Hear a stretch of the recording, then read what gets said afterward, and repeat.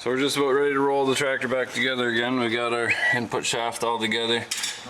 What you want to make sure is that you don't forget your drive for your charge pump at the back, and there's a collar in between, and that keeps this, it pushes this shaft out a bit. The clutch has to be set up with certain tools, so just bring that to a Deere dealership and get them to adjust your PTO and your drive clutch fingers. Other than that, it's ready to roll back together again. Here we go. Just a couple things to remember when you're rolling the tractor back together again. Number one, take your time and measure each corner and make sure that all your measurements are exactly the same. When they are the same, the engine is square to the transmission housing. If it's not, you have to raise the front, drop the back, or the opposite, or slide some jacks over.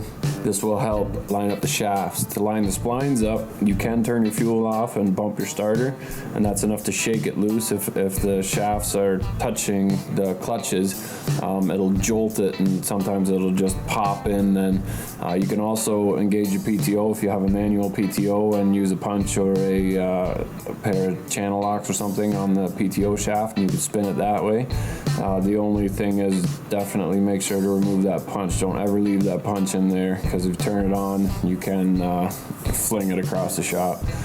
I've spent 10 minutes rolling a tractor back together, and I've spent 3 hours rolling it back together again. And if it doesn't work after about an hour, just walk away, clear your head, and come back after a coffee break or a smoke break, and it usually works much better.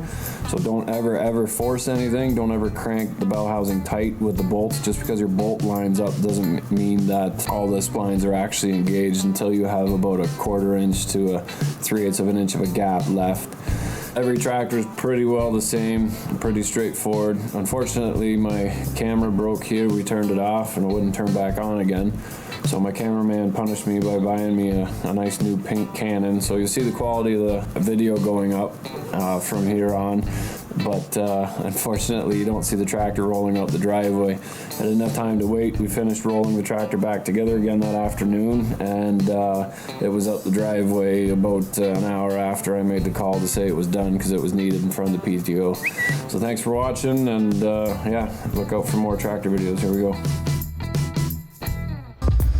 Hey, you're still watching, great. Don't forget to like and subscribe. You never know what you're gonna get. If it's got a throttle, we work on it. Help support the channel by picking up a Tape Boss off tapeboss.com. And remember, if you're not filthy, you're not rich.